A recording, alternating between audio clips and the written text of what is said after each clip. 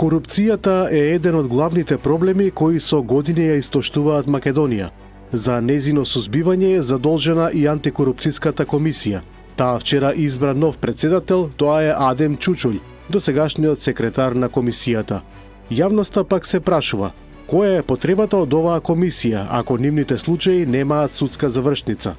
Во минатото ретко кога органите на прогонот сериозно сваќале нивна иницијатива. Зарем треба државата да плаќа многу пари за плати на членовите на комисијата и да покрива останати трошоци за функционирање, ако нејзината единствена функција е да пишува казни на функционери што не поднеле анкетни листови за својата имотна состојба, напише еден граѓанин на социјалните мрежи. Годишно во просек комисијата отвара околу 50 на случаи, но праксата покажува дека речиси за ниту еден не започнала обвинителска истрага. Ке се избори ли новиот председател работите да не бидат такви и во иднина? И треба ли комисијата со промена на закони да добие повеќе ингеренции? Пробното пуштање на полицискиот систем Safe City и објавувањето на фрапантните бројки на прекршоци веќе од третиот ден видливо ги скроти возачите низ Скопје. Почнаа повеќе да внимаваат на прописите. Се очекува подобрувањето на сообраќајната култура да се зголемува со самото доближување на датумот од кога ќе почнат казнувањата. Поради сето ова, системот на МВР има масовна поддршка меѓу граѓаните. Сите посакуваат конечно да има завидна безбедност на патиштата. Сепак не смее да се заборави дека за побезбеден сообраќај е потребно улиците да немаат дупки. Треба и семафорите да се синхронизирани, а знаците логички поставени.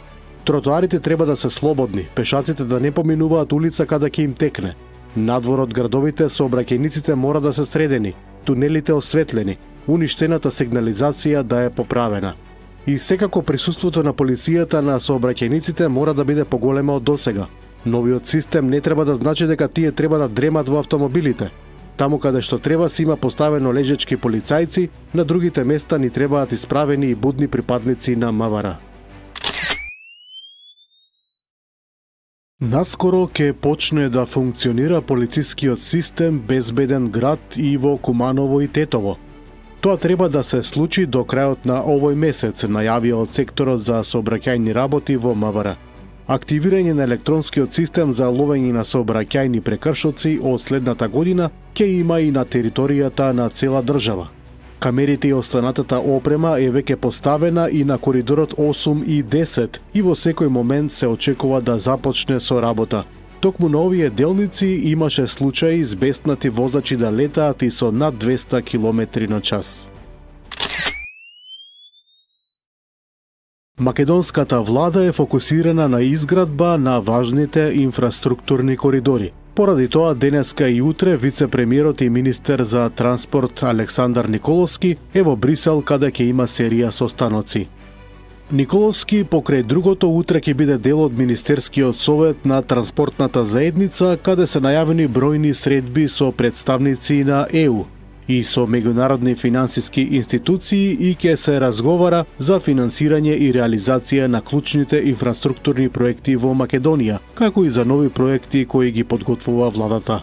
Нашата визија е Македонија да стане транспортен центар на Балканот. Иако немаме излез на море, ја имаме уникатната позиција каде се сечат коридорите 8 и 10, и тоа мораме да го искористиме за идните генерации, истакна Николовски. Судењето за катастрофалниот пожар во кочанската дискотека Пулс продолжи и денес со давање на воведни зборови на одбраната на обвинетите. Адвокатите на тројцата обвинети, општински градежни инспектори, истакнаа дека причина за пожарот била употребата на пиротехниката, а не пропуст во градежната конструкција на објектот кој не се урнал. Според одбраната, градежните инспектори не биле надлежни за интериерот, туку само за промени во габаритот и за градежната конструкција, а во Пулс немало изградба, туку внатрешно преуредување. Воведни зборови даваат и од одбраната на поранешните градоначалници на Кочани. Инаку родителите на загинатите во пожарот на денешното рочиште дојдоа со транспарент на кој беа ликовите на нивните најблиски кои настрадаа во трагедијата. Над фотографиите е напишано: 63 сенки ке ве следат. Секој поглед бара правда. Лидерот на ДУИ најави протест во Скопје за поддршка на поранешни водачи на ОВК во Косово, на кои им се суди во Хаг.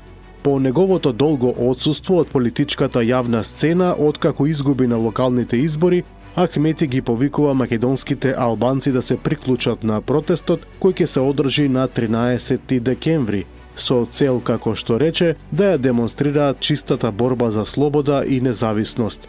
Инаку во судот во Хаг им се суди на Хашим Тачи, Кадри Весели и неколку други лица за воени злосторства извршени на Косово. Политичката криза во Бугарија не стивнува. Масовните и насилни протести од пред некој ден во Софија оставаат длабока трага. Протестантите, пред се младите, бараат оставки и целосни политички промени во Бугарија. Можни се и нови протести. Инаку протестите од почетокот на оваа недела се против предлог буџетот на владата за 2026 година. На огромниот собир, народот кажа дека е против зголемување на придонесите за социјално осигурување и на даноците. Дел од протестантите се судрија и со полицијата и палеа седишта на политички партии во Софија. Председателот на Бугарија, Румен Радев, ја критикуваше владата и повика да даде оставка и да се распишат предвремени избори. Комитетот за граѓански слободи, правда и внатрешни работи на Европскиот парламент синоќа го избра Андрес Ритер за свој префериран кандидат за нов прв човек на Европското јавно обвинителство. На тајното гласање во комитетот Ритер добил 46 гласа на европратениците, двојно повеќе од останатите тројца кандидати за функцијата јавен обвинител на Европската Унија. Тој ќе наследи актуелната вршителка на оваа функција Лаура Кодруца Ковеши, чиј мандат истекува во октомври 2026 година. Италија го замрзнува програмот за воена помош за Киев. По повеќе месечни сигнали, официјален Рим направи значаен пресврт во својата политика кон украинскиот конфликт, пренесе Блумберг. Како што велат од таму, одлуката произлегува од изјавата на италијанскиот министер за надворешни работи Антонио Тајани, кој јасно порача дека Рим ќе ги запре понатамошните испораки на оружје за Украина. Таквата порака, истакнува агенцијата, представува прв отворен сигнал од земја членка на Европската Унија и НАТО, дека дополнително вооружување на Киев повеќе не е потребно, во момент кога се водат преговори за прекин на огнот. Американскиот председател Доналд Трамп синоќа изјави дека рускиот председател Владимир Путин сака да го заврши војниот конфликт во Украина. Коментарот доаѓа еден ден по 5-часовната средба во Москва на Путин со специјалните пратеници на Трамп кои разговараа за ревидираната верзија на американскиот мировен план за Украина. Можам да ви кажам дека има прилично добар состанок со председателот Путин. А што ќе произлезе од тој состанок, не можам да ви кажам. Ке видиме, изјави Трамп. Предходно и од официјална Москва истакнаа дека долготрајниот состанок бил корисен и конструктивен. Европската Унија се соочува со голема политичка криза откако Европското јавно обвинителство приведе две високи личности во ЕУ заради корупција и измама. Едната од оапсените е Федерика Могерини, која до неодамна беше олицетворение на официјален Брисел. Корупцијскиот скандал веќе предизвика обновени повици за одговорност од страна на сегашната председателка на Европската комисија, Урсула фон дер Лајен, позади која пак подолго време се влечат неколку афери и во Европарламентот се гласаше за нејзина доверба. Кризата се случува во време кога во Европската Унија има зголемена политичка тензија и несогласување по многу прашања, а сето тоа зачинето и со се повидливото незадоволство на граѓаните од политиките на Брисел. Највисоки дипломати од десетици земји ќе присуствуваат на годишниот состанок на Министерскиот совет на ОПСЕ, што се одржува денеска и утре во Виена. Како што пренесе ДПА, САД и Русија нема да бидат представени на највисоко ниво. Американскиот државен секретар Марко Рубио и рускиот министер за надворешни работи Сергеј Лавров нема да патуваат во австрискиот главен град, туку ќе испратат своји представници. Дводневната конференција е најавено дека целосно ќе се фокусира на војната во Украина, но без учеството на највисоките дипломати од двете суперсили се намалува тежината на конференцијата.